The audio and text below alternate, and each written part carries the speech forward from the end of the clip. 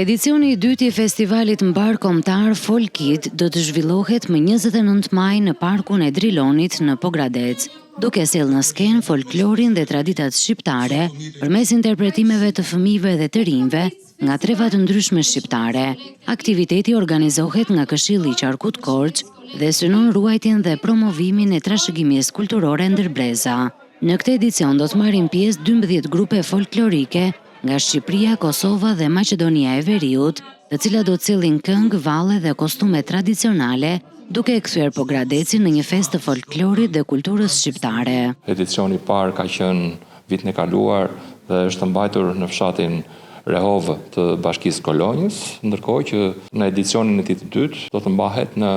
Drilon, i cili është një atraksion mjaft i rëndësishëm turistik për Pogradecin, për Qarkun e Korçës, por dhe për gjithë Shqipërinë. Këtë herë kemi një festival mbar kombëtar,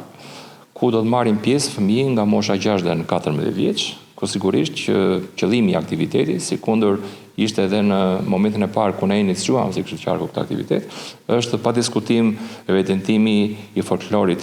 ton, i cili ka ngjyra jo vetëm në veshje, por edhe në muzikë, edhe në kërcime, gjë që është diçka shumë e bukur dhe trashëgimia e këtij folklori nga brezat e vjetër të themi tek të rinjt. Festivali synon jo vetëm promovimin e vlerave folklorike, por edhe afrimin e të rinjve me traditat dhe identitetin kulturor shqiptar. Pas suksesit të edicionit të parë, këtë vit festivali zhvendoset në Pogradec, në një nga zonat më të bukura turistike të Qarkut.